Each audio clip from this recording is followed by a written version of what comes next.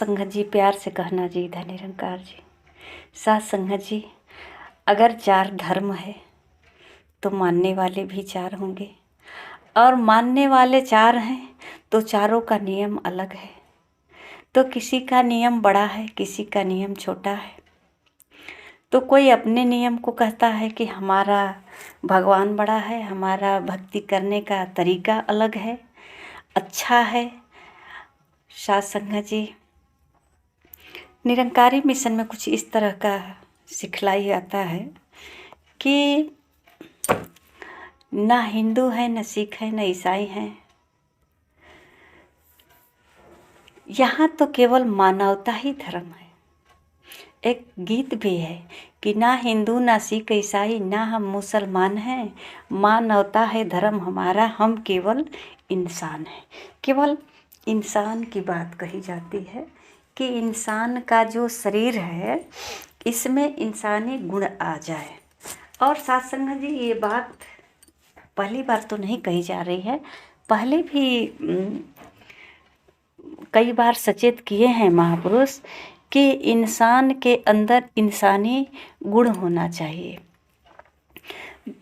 मानव जो अपने मन का करता है, जो मन के इशारे से चलता है, वहाँ कहते हैं महापुरुष कि अपने मन को जो है अपने बस में कर लो। कर मन पे अधिकार तेरा हो गया भजन। जो मन को पकड़ लिया, जो मन को बस में कर लेता है, मन पे अधिकार जमा लेता है, उसी की भक्ति पूर्ण होती है। साथ संगत जी, एक और उदाहरण देते हैं कि कामी क्रोधी लालची इनसे भक्ति न होए, भक्ति करे कोई सुरमा जात वर्ण सब खोए।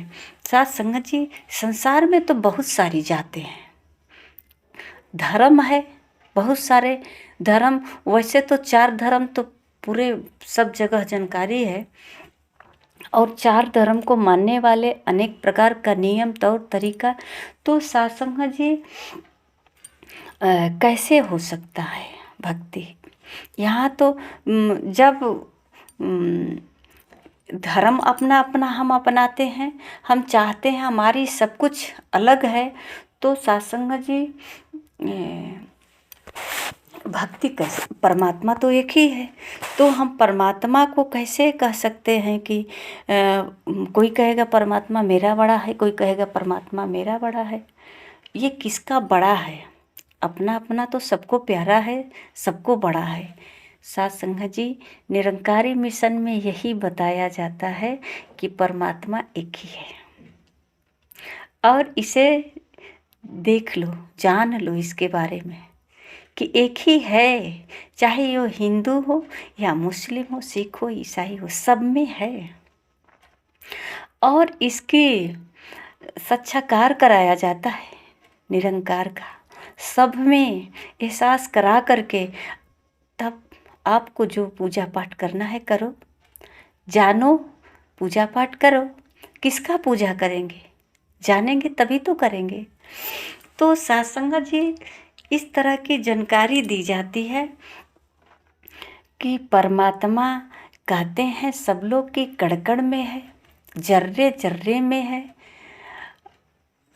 तो परमात्मा फिर ये अलग कैसे हो गया? ये अलग धर्म वाला कैसे हो गया? तो साथ संगत जी, इसकी जानकारी की जाती है कि धर्म एक ही है। साथ संगत जी कहते हैं कि जानो सत्य को, जानो सत्य क्या है। सत्य को जान करके कहते हैं सत्य ही बरतूं, सत्य ही बांटूं, सत्य है मेरा कारोबार। अब कुछ नहीं रह जाता है। जिसे सत्य की जानकारी हो जाती है, वो कोई धर्म वरम अब नहीं रह जाता, वो धार्मिक वही है जिसे अब कुछ चाहने की ज़रूरत नहीं है। जिसको सब कुछ पूर्ण हो चुका है, वो अब कहीं से अपूर्ण नहीं है, और पूर्ण वही हो सकता है जिसे कुछ चाहता नहीं है। तभी तो लिखा गया है कि कामी क्रोधी लोभी जो है, ये कभी भक्ति नहीं कर सकता। भक्ति करे कोई सुरमा, जिसे अब कुछ नहीं चाहिए, अंधा हो, जिसे कुछ भी मतलब कि हर तरह से मुख मोड़ करके अपना सिर्फ एक तरफ मुख हो, परमात्मा के तरफ, सदगुरु के तरफ, अंतर्मुख, ये सब तरफ से मुख मुड़ गया है उसका। साथ संगत जी, कुछ छोड़ने की बात नहीं कही जाती, कुछ पकड़ने की बात कही नहीं जाती। यहाँ तक भी साथ संगत जी कुछ महापुरुष कहते हैं कि पूजा पाठ तो करते नहीं हो, आप लोग मंदिर जाते नहीं हो। अरे भाई, आप मंदिर जाते हो, मंदिर हमारे पास चल कर आ जाती है, क्योंकि जो परमात्मा मंदिर बनाया है ये चलती फिरती मंदिर है। ये पूरे संसार जो दिख रहा है ये परमात्मा का, ये रचनहार जब है तो ये रचना किया है। तो मंदिर क्या, अपना घर मानव को छोड़ दिया बनाने के लिए। सत्संग जी, ये सब परमात्मा का ही घर है। जो भी दिख रहा है परमात्मा सब में है, सब में है तो सब इनका घर है। तो चलती फिरती मंदिर की पूजा करने की बात कही जाती है, मंदिर चल कर आती है। और परमात्मा सच में विराजमान होता है, अपने मुख से कुछ कहता है, हम कुछ कहते हैं तो सुनता भी है, कुछ मांगते हैं तो देता भी है, कुछ देते हैं तो लेता भी है। ऐसे परमात्मा की पूजा करने की बात कही जाती है। नर सेवा नारायण पूजा, नर में ही नारायण है। ये परमात्मा ने अपने लिए सब कुछ, संसार ये जो बनाया है अपने लिए केवल मंदिर ही छोड़ दिया मानव को बनाने के लिए। साथ संगत जी,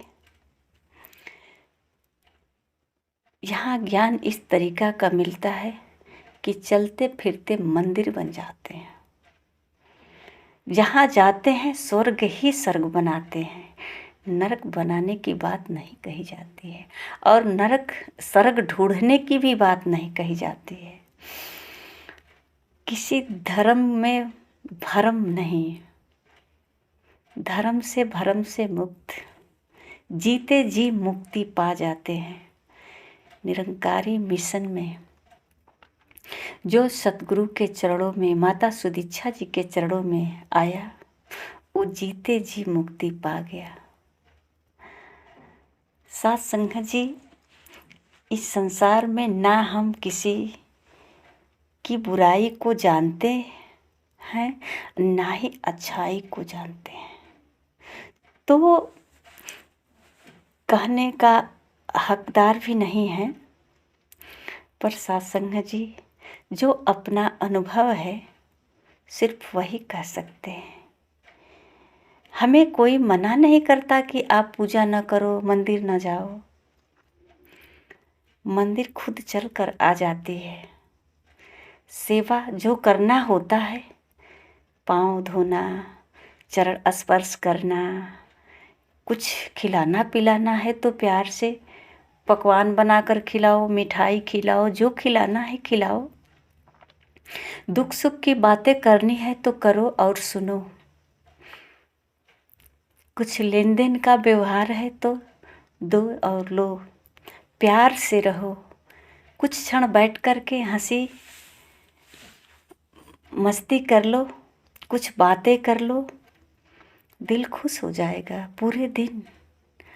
अगर केवल परमात्मा से ही प्रेम होगा और मानव से, परमात्मा का बनाया हुआ बंदे से नफरत होगा, तो सत्संग जी कहाँ से स्वर्ग होगा? सब जगह तो नरक ही नरक हो जाएगा। ऐसा कहाँ है धर्म की बात कि परमात्मा से प्रेम करो और परमात्मा की रचना से नफरत करो, उसे कचल दो, मचल दो, उसके साथ धोखा करो। ऐसा कहाँ कहा जाता है सत्संग जी? संत महापुरुष तो हमेशा यही कहते हैं कि भगवान के बनाए हुए इस रचना से कभी खिलवाड़ ना करो। यहाँ तक कि एक वृक्ष भी काटने के लिए मना होता है कि मत काटो। हर जीवा जंत सभी से प्यार करो, वृक्ष लगाओ, इसीलिए कहा जाता है ना कि वृक्ष लगाओ पर्यावरण के लिए।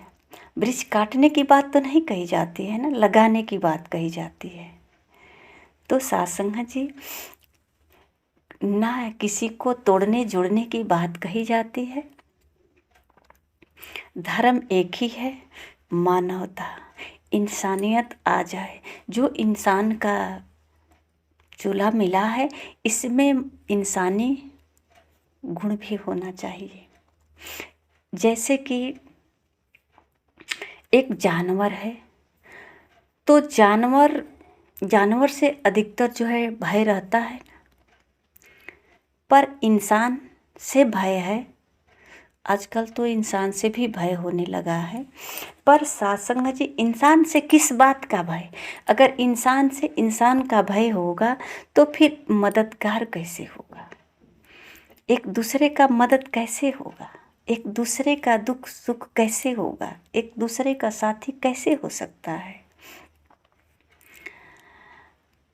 सत्संग जी, यही धर्म है, यही मानवता है कि एक दूसरे से प्रेम करें, एक दूसरे के साथ दुख सुख का शेयर करें, मिलवर्तन से प्यार से रहें।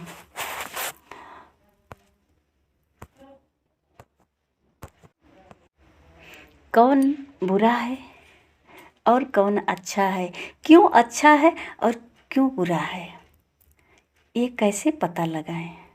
क्या ज़रूरत है पता लगाने की? हम कैसा हैं ये पता लगा सकते हैं, क्योंकि बहुत आसान है।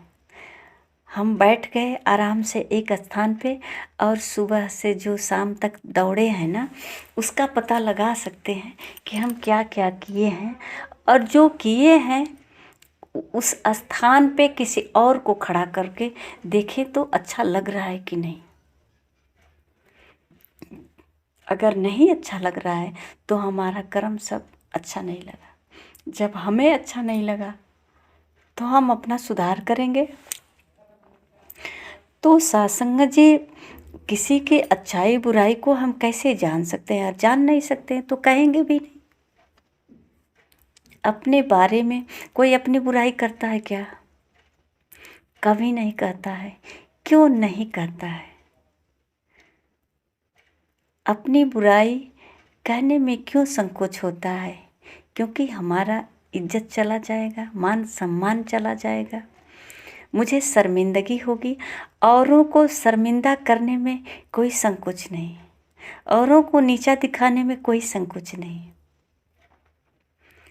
सत्संग जी, बस इतनी ही तो बात बताई जाती है कि किसी की बुराई ना देखो, किसी की बुराई ना करो। अगर कुछ सोचने विचारने का विचार है तो विचार करो अपने विचार में कि मेरा विचार क्या है, मेरा व्यवहार क्या है, कैसा है, हम ठीक ठाक हैं कि नहीं हैं। अगर कुछ ढूंढना चाहते हैं तो अपने अंदर ढूंढें। सत्संग जी, ये समय का चक्र सूरज की तरह चलता रहता है, जैसे कभी सुबह तो कभी शाम, कभी दिन तो कभी रात।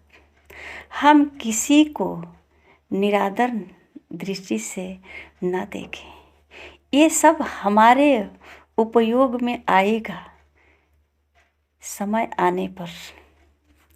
उसी प्रकार अगर किसी में बुराई दिखा तो कोई कारण जरूर होगा, अगर कारण होगा तो निवारण जरूर होगा।